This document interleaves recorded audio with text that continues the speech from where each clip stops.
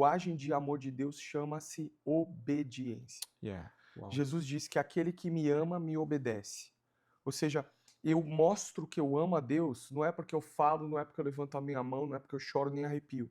Eu falo e demonstro que amo a Deus quando eu obedeço. Fala galera, tudo bem? Que alegria poder estar aqui hoje com uma pessoa que me inspira muito, um amigo lá do Brasil, de São Paulo, de Jundiaí. Pastor Marcos, que alegria te receber aqui em Toronto, cara. Meu mano, Não estamos no Brasil, estamos em Toronto, no Canadá. cara, eu faço questão de falar, ó, estamos em É isso aí, ó. Canadá. Muito bom. Olha aí. Que alegria.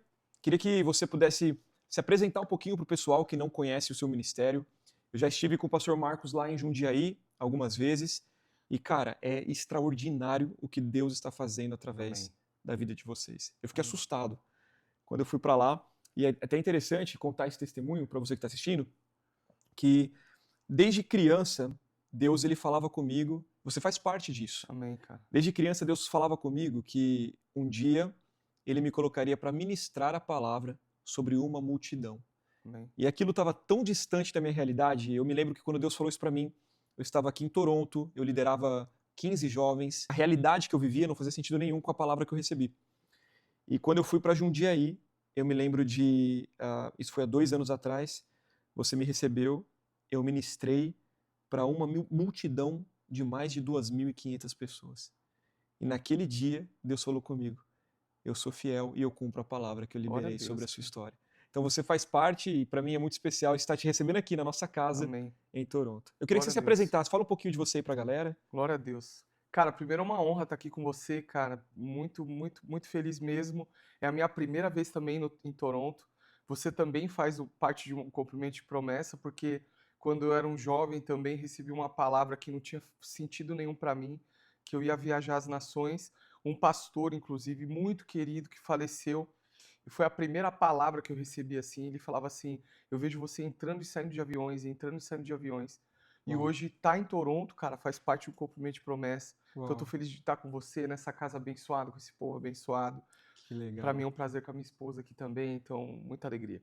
Bom, meu nome é Marcos Moraes, eu tenho 43 anos, sou casado com a Juliana, minha esposa linda que está aqui. Tenho 2 meninas, a Tainá e a Manuela, 16 e 13 anos, as meninas mais lindas do mundo, minhas filhas. E pastoreando há 21 anos. Uau. E nesses 21 anos, 8 em Lagoinha, e a gente tem vivido lá coisas incríveis, milagres, assim como vocês vivem aqui também. Uau. E, pô, um prazeraço estar aqui, cara. É Jundiaí, muito bom, São muito bom. Paulo. Jundiaí, São Paulo. Como que você caiu lá em Jundiaí? Mano, se eu te contar, você não vai acreditar, cara. Como que foi essa história? Eu, um cara mais assim, digamos assim, no começo da minha conversão, eu era que eu estudava muito a palavra de Deus, então eu tinha muita dificuldade com essas paradas proféticas e tal. E aí Deus começou a falar comigo sobre uma mudança e expansão. Naquela época a Uau. gente tinha uma igreja, um ministério, que era um ministério próprio, eu saí da presbiteriana e começamos esse ministério. E eu virava as madrugadas orando e estudando a Bíblia com um amigo meu, Vagninho. E numa dessas madrugadas, a gente estudando, conversando, orando, Deus falou: estende o mapa do estado de São Paulo no chão e se debruça sobre ele e começa a orar, é o lugar que eu vou levar vocês. Isso muito antes de a gente mudar. Aí estávamos orando na sala e orando de olho fechado, assim, cara, até difícil falar isso, né, pra quem... Eu tenho dificuldade de crer nisso. Orando e tal, fechei o olho, coloquei o dedo assim no mapa e comecei a orar, profetizar tal, abri o olho, Jundiaí.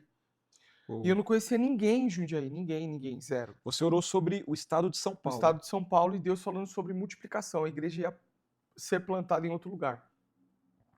E literalmente Jundiaí, não conhecia nada de Jundiaí. Aí, alguns anos depois, eu tô andando na rua em São Bernardo do Campo, a minha esposa estava grávida, estava perto de nascer a primeira filha, a Tainá, e eu comprei uma casa em São Bernardo. E essa casa, cara, eu reformei ela inteira, só que eu não tinha a posse da casa ainda.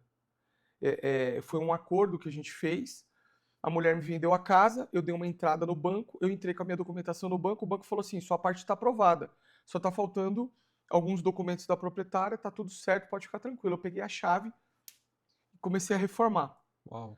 Só que reformei 1 mês, 2 meses, 3 meses, 4 meses, 5 meses, 6 meses, 7 meses, 8 meses, não sai a casa. Aí tô andando na rua, encontro um profeta na rua chamado Ezequiel. E ele falou para mim, olha, Deus manda te dizer que você foi teimoso. Eu não tenho algo com você aqui em São Bernardo, seu tempo se encerrou. Eu tenho algo com você no interior de São Paulo. Meu Deus. E aí falou várias coisas, cara. Falou assim que se eu insistisse naquele erro, eu pagaria um preço de sangue com a minha filha. Ele nem sabia que minha esposa estava grávida. Uau. Ele falou, ó, eu vejo essa menina atravessando a rua e ela sendo atropelada. E falou, você não pode ficar aqui, você tem que se mover para o interior. Deus já te disse a cidade que você tem que ir e tal. Cara, foi assim, incrível. Ele falou, ó, para você saber que é Deus que está falando contigo, seu pai vai ser contratado na empresa que você trabalha. Meu pai era meu concorrente, cara. Meu Não tinha a Deus. menor condição dele ser contratado. Aí, beleza, fui para casa, contei para minha esposa. Falei, amor, aconteceu isso, isso e isso. Aí liguei para a dona da casa, marquei com ela para devolver a chave. E ela chegou, eu cheguei na casa, ela chorando, chorando, chorando. Eu devolvi a chave e aí falei, ó, tô desfazendo o negócio e tal. Ela falou, olha, eu não tenho dinheiro para te pagar tudo que você reformou. Eu menti para você, eu não tenho documento. Ela não tinha bits, não tinha documento da casa, ou seja, nunca ia sair a casa no financiamento. Eu falei, amém, fique em paz, eu sou cristão.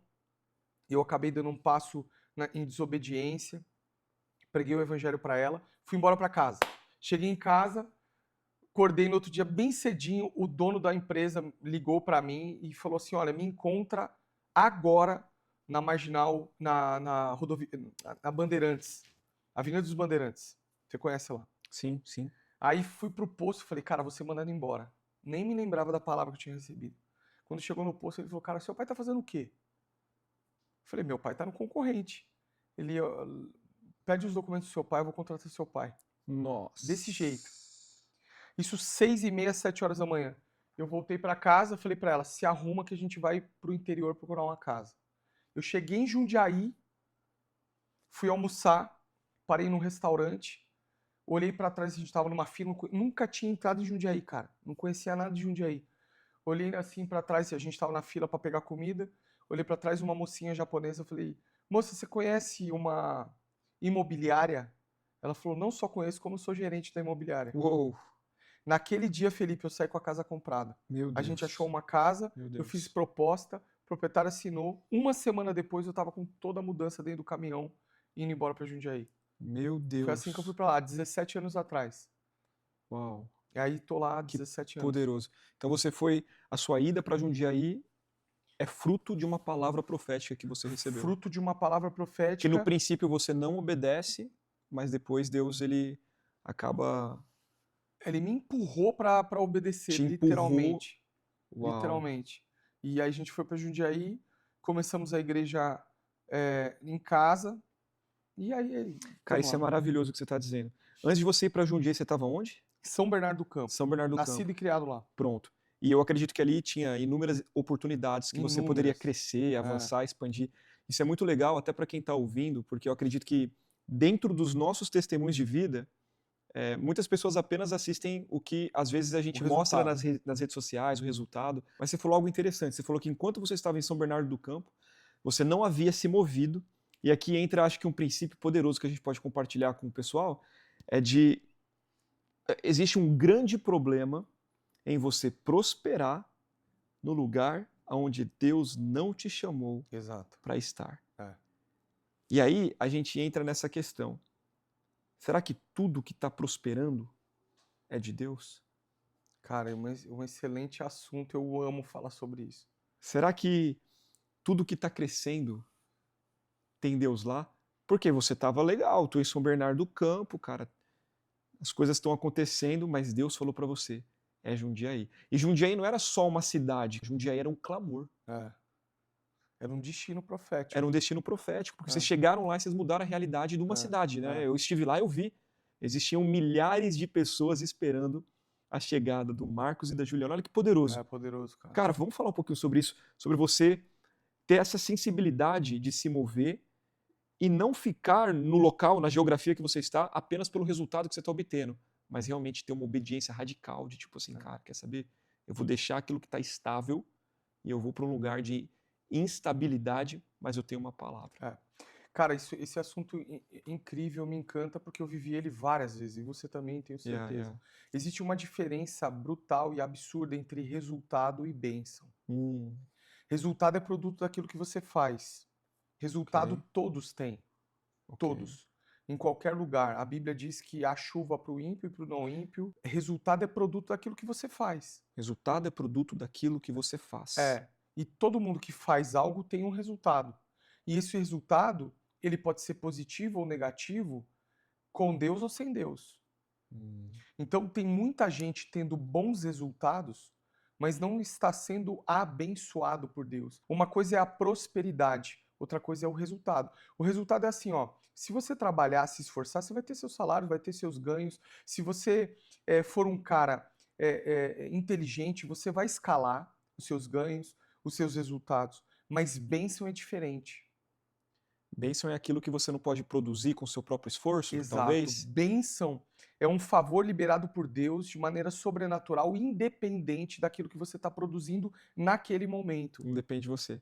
É interessante, porque a lei natural é semente. É semente. Semeou, cara, Nasceu, lei. Vai lei, crescer, vai vai nascer, vai crescer, multiplicar. Trabalhou, vai vai crescer. fazer. Agora, a bênção é o que você Agora, não bênção, gera com mano, o seu esforço próprio. eu tenho pra mim que bênção é mais ou menos assim. Você lembra de Gideão, que ele tá malhando trigo no lugar de prensar uva, porque É, ele tá com medo, é. ele tá se escondendo, ele tá com medo. E aí, quando o anjo do Senhor aparece, ele fala sobre o futuro de Gideão, que não tinha nada a ver com aquilo que Gideão estava vivendo e sentia. Ele fala assim, ele chama Gideão de poderoso guerreiro, só que ele está com medo, morrendo de medo escondido. Uau. Então Deus estava abençoando Gideão, independente das circunstâncias que ele estava naquele instante, É isso. né? Abençoar é bem dizer, é dar uma palavra de bênção, né? Então, há uma diferença entre resultado da sua mão e a bênção de Deus. Então, eu estava tendo resultados em São Bernardo, tendo resultados bons, mas isso estava me enganando, porque a bênção de Deus, ela estava em Jundiaí. Uau. Então, ele esperou de mim um mover para ele falar, cara, agora você está no destino profético, agora Cara, que derrama. interessante isso. É, Então, ou seja, é possível ter resultados no lugar onde Deus não te chamou para estar. exatamente. É possível. É possível. E é interessante isso, porque a gente pensa que só Deus nos prospera. Mas eu até quero aqui abrir, né, que até abro uma janela para a gente falar um pouco sobre isso, que, cara, a grande realidade é que hoje nós temos um inimigo da nossa alma. Sim, E eu acredito que o diabo, ele não quer só nos fazer pecar. O diabo quer nos distrair.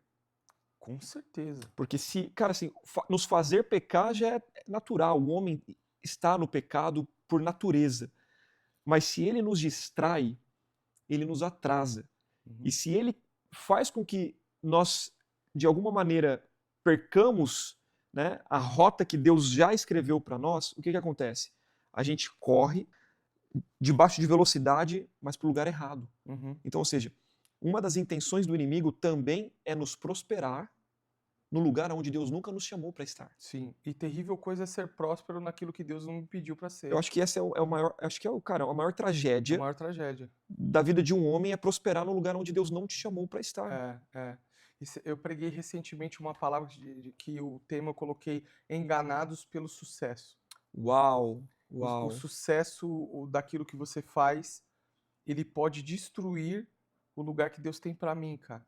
uau. E aí eu posso ficar ludibriado com o sucesso e deixar que a bênção de Deus, que é eterno, um favor eterno, algo infalível, aconteça, né? Poderosíssimo. É.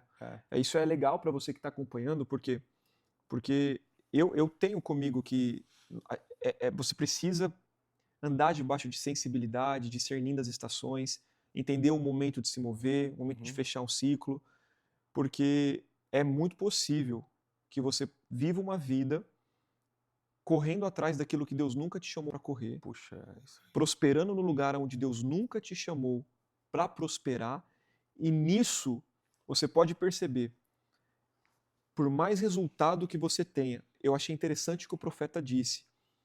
Ele falou para você que existia uma possibilidade de acontecer algo com a sua filha. Não que aconteceria, mas ele, Sim. ele mencionou. E por que que ele mencionou, a gente nunca vai saber. Nunca. Mas é muito interessante, existem pessoas que estão prosperando no lugar onde Deus não as chamou para estar, mas elas não estão prosperando dentro de casa. Sim. Elas não estão prosperando como família. Elas não estão prosperando como pais. Então tem muito resultado, Pouca bênção. pouca bênção. Muito resultado, aparentemente disfarçado de prosperidade, mas dentro de casa está perdendo a esposa, Sim. está perdendo o filho. Então parece que sempre existe uma consequência de você não estar na bênção de Deus. Cara, você pode estar tendo resultado, mas tem algo que existe uma lacuna. Você não está pleno, você não está vivendo a plenitude. Né? E aí você vai, às vezes, para o lugar onde Deus te chamou. Está fazendo sentido? Total. Você vai para o lugar onde Deus te chamou e aparentemente você não vê resultados, mas as coisas começam a se alinhar. E na Se verdade, encaixar. às vezes até você olha e fala assim, cara, isso é um retrocesso. E vão olhar para você e vão dizer assim: maluco, É. é louco. Você sabe o que eu me lembrei agora? Olha só, Davi, 15 anos de idade. Ele nunca pediu nada nesse sentido para Deus. Mas Samuel entra na casa de Jessé e ele espera Davi chegar para ungí-lo rei de Israel. Uou. Aos 15 anos de idade, ele é ungido rei de Israel. Beleza? Ungido rei de Israel. Ok. Ele continua trabalhando com as ovelhas. E pior do que isso, cara, presta atenção. Jessé chama ele e fala assim, ó, eu preciso de relatório sobre o seu irmão. E naquela época havia um desprestígio. Primeiro que ser o último filho já te fazia que você perdia direitos. Desqualificava. Desqualificava. Segundo, ele era o filho do recado. Vai lá ver como seus irmãos estão. Entregador de queijo. Foi. Terceiro, Jessé chama ele e fala, coloca a mochilinha do iFood e vai lá entregar um queijinho, vai lá entregar um pãozinho para seus irmãos. Ou seja, completamente desqualificado. E ele, na cabeça dele, ele podia ter pensado assim, não, peraí, eu fui ungido rei de Israel, cara. É isso. Eu fui ungido rei de Israel. Mas obedecer para Davi era muito mais importante do que essa mentalidade de ser reconhecido ou de ter algo. Ou seja, parecia um retrocesso ser ungido rei de Israel e virar um entregador de marmita. Uhum. Mas na verdade, ele estava no destino dele, cara. Ele estava cumprindo, porque lá ele teve a oportunidade de ouvir a afronta do gigante, colocar o gigante para baixo e ser aclamado rei, ungido por Deus e aclamado pelo povo. Uau, Olha que uau. loucura. Não, poderoso. E aí a gente aprende também, né, que de lugares insignificantes, Deus levanta os seus reis. É, exatamente. Que coisa maravilhosa. Porque, cara, vamos dizer, né, a gente pode pegar muito a nossa geração de hoje. Imagina. E a gente pode se colocar nesse lugar também. Deus libera uma palavra, fala assim, cara, vou te levantar como rei. Vou mudar a minha bio do Instagram, cara. Claro, Vou mudar minha bio. na hora. Não, agora é Felipe Guedes _ King of Israel. King of the Power. King of the Power. The power, the man and the best. Mas é interessante, porque ter essa sensibilidade de não antecipar a promessa para que essa promessa também não te destrua. Exato. Então é legal esse ponto, né? Ele é ungido rei e ele volta a cuidar das ovelhas do pai dele. E nem era dele as ovelhas. Eu nem era dele. Né? E aí acho que é nisso que muita gente se perde, cara. Porque, É. de novo, acho que essa temática aqui, ela tá muito em torno disso, né? Do que é bênção, do que é resultado.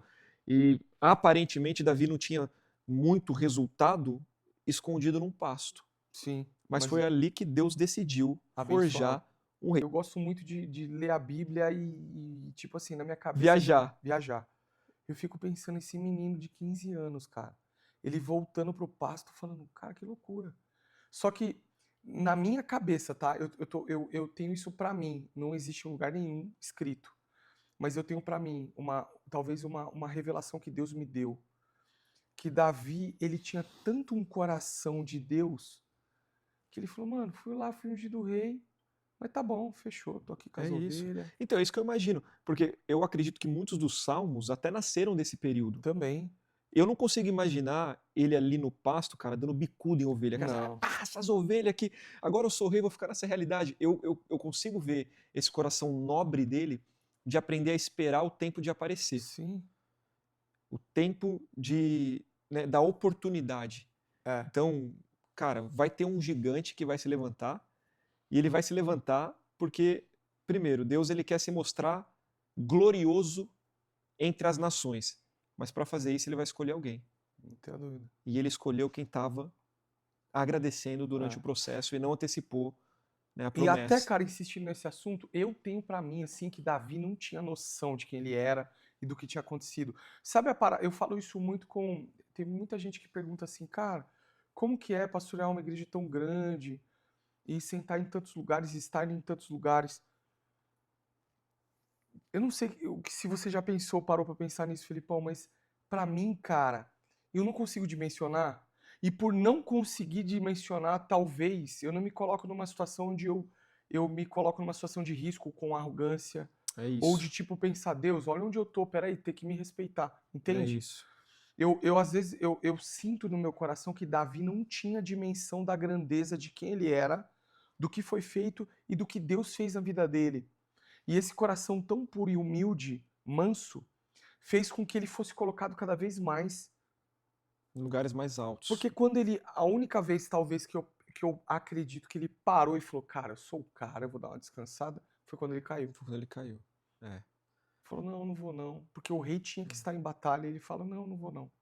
Talvez foi a única vez. Não, e a gente vê Davi sendo paciente, humilde, em todas as fases que ele Todas. viveu. Então ele vai para o palácio, ele começa a tocar harpa para Saul e tal, e depois ele vai crescendo. E eu gosto de dizer, né, que nesse meio tempo, o que que acontece? Cara, para que Davi seja levantado, precisa existir um Saul. Tem que ter um Saul. Tem que ter. E o Saul testou também o coração de Davi. Sim. Na medida que Davi testou o coração de Saul e Saul foi reprovado porque ele teve inveja, eu costumo dizer, né? Quando que começa a treta ali, quando começa a confusão entre Saul e Davi, foi exatamente enquanto Davi estava no processo, obedecendo, passando pelos estágios, sendo aprovado, ganhando novas patentes. Aí o que que acontece? Davi, ele vai para a guerra e as mulheres cantam. Uhum. Davi, Saul Venceu matou milhares, mas Davi, milhares de milhares. milhares de milhares. E a Bíblia diz que foi uma canção. Ou seja, o ódio no coração de Saul entrou por conta de um pagode. Sim.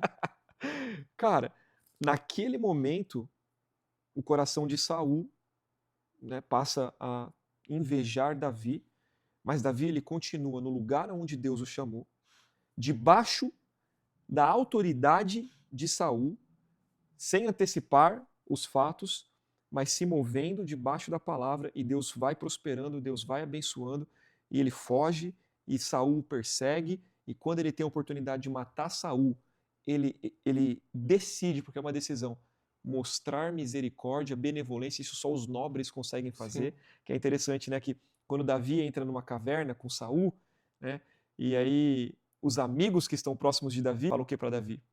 Deus te entregou na sua mão. Na sua mão, mata ele. Mata.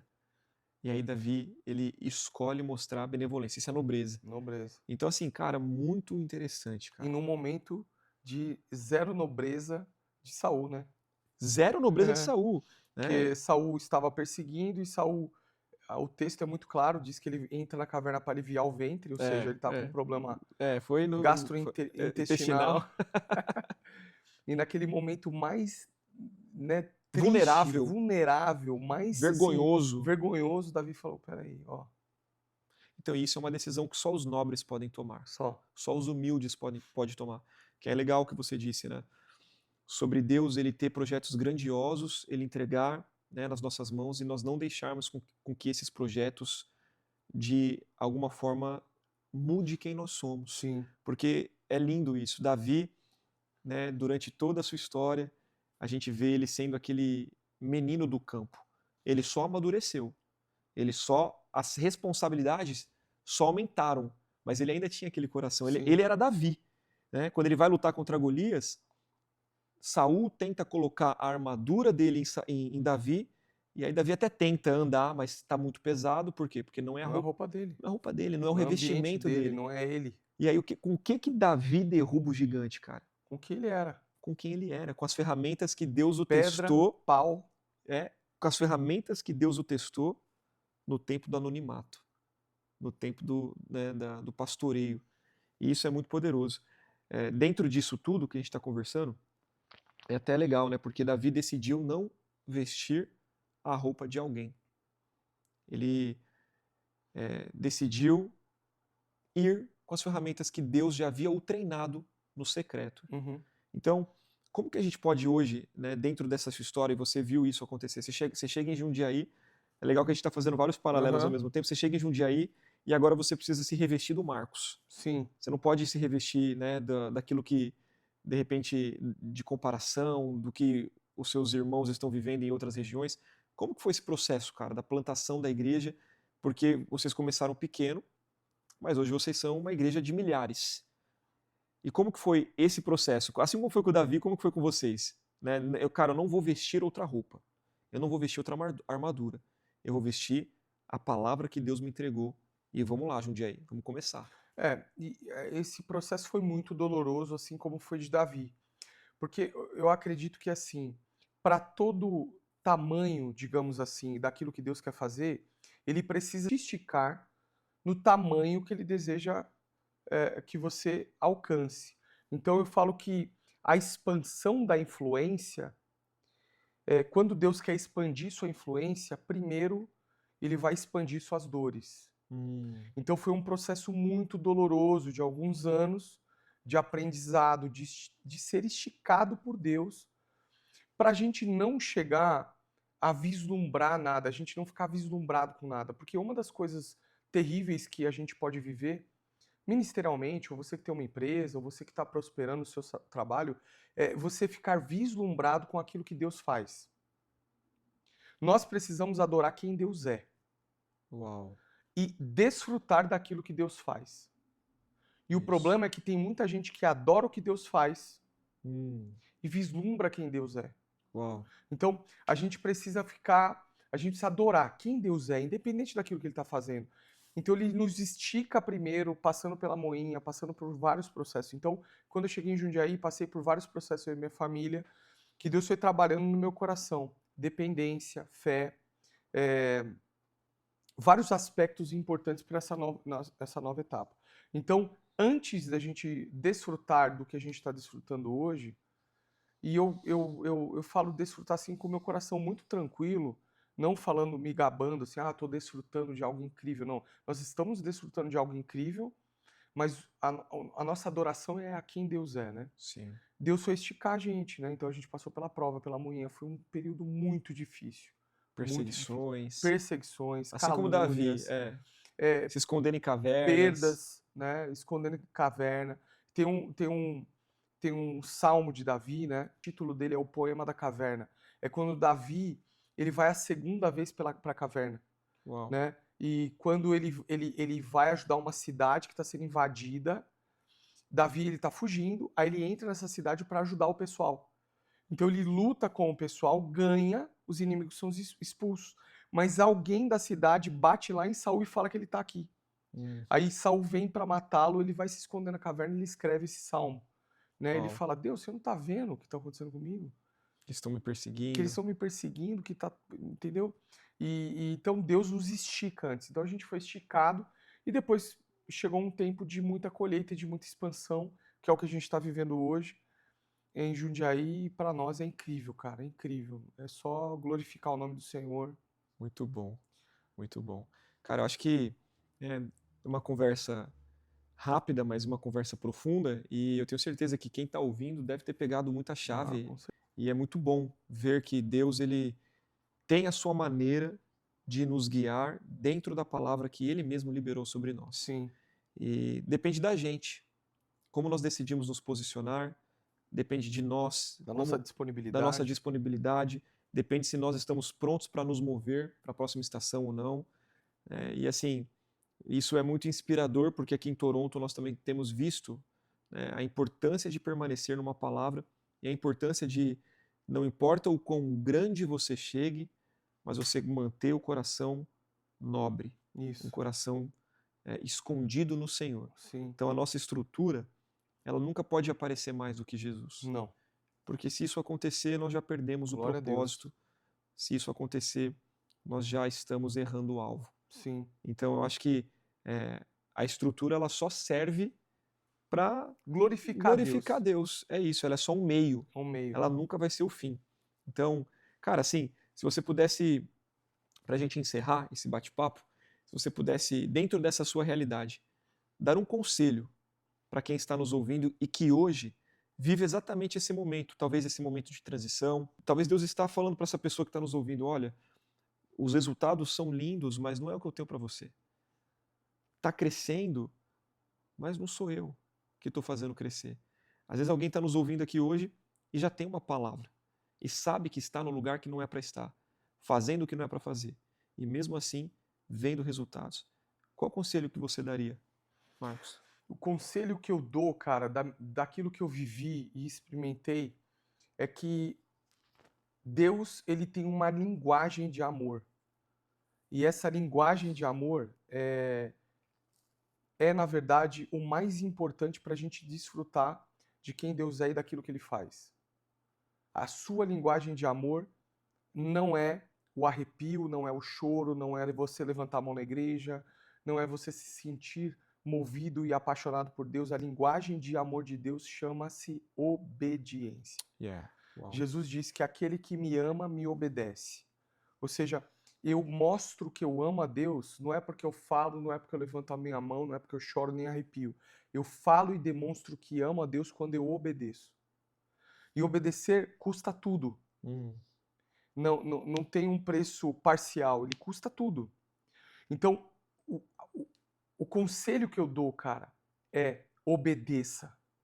Ainda que você não entenda, ainda que seja complicado demais, ainda que você tenha um resultado maravilhoso demais, obedecer te coloca na linha, na direção, no caminho, na via pavimentada da bênção de Deus. E viver a bênção de Deus é viver algo extraordinário, muito melhor do que qualquer resultado que a nossa mão possa produzir. Muito a forte. bênção de Deus, o favor de Deus, cara, a gente está vivendo isso lá. E eu louvo a Deus, glorifico a Deus e digo, não há nada melhor na minha vida do que ter escolhido ao Senhor e ter me entregue a Ele e obedecido a Ele mesmo nos dias mais difíceis da minha vida, onde eu tinha dúvidas, onde as dores eram demais, as decepções, tudo, cara. E falava, não, eu vou obedecer, eu vou obedecer, eu vou obedecer, eu vou obedecer. E Deus, cara, Ele faz. Obedecer é melhor do que Sacrificar. E tem muita gente sacrificando, tendo resultados, mas não obedecendo. Poderoso. Meu amigo, muito obrigado. É uma alegria ter te recebido aqui, ter escutado um pouquinho da sua história. Fala suas redes sociais aí pra galera te seguir. Eu vou falar que eu tô num projeto lá que eu te falei aqui, Claro, né? claro. Posso Eu também falar tô. do projeto? Vamos juntos. Nós estamos, Nós né? dois estamos nesse projeto. Eu tô num projeto de chegar a 1 milhão de seguidores no Instagram, você que me assiste. E falta muito pouco para chegar. Pouquinho. Eu e o pastor Felipe. Falta então, sim, ó, pouquinho. Pouquinho. Então você vai me seguir no Instagram, é @prmarcosmoraes. @prmarcosmoraes, tá passando aqui agora no GC. E você pode me seguir, tá faltando 960 mil pessoas. Tá faltando menos que o meu. Tá faltando menos que o meu. Então, me segue também nas redes sociais, Felipe Guedes, _OFC. Se você foi inspirado por essa conversa, você precisa mandar para pelo menos 5 pessoas. Pensa aí agora em 5 amigos, amigas que você precisa mandar esse vídeo. Manda para o seu líder, para o seu pastor, porque eu tenho certeza que vai te inspirar. Nós estamos falando aqui de estar debaixo da bênção de Deus e eu tenho certeza que essa palavra ela vai alcançar lugares que a gente não tem nem noção. Então, segue o canal, não esqueça de seguir, já aperta aqui, comenta. A maneira como você pode abençoar esse projeto é dando um like, cara. Custa nada. Custa alguma coisa? Nada, zero. Dá um like aí, vai.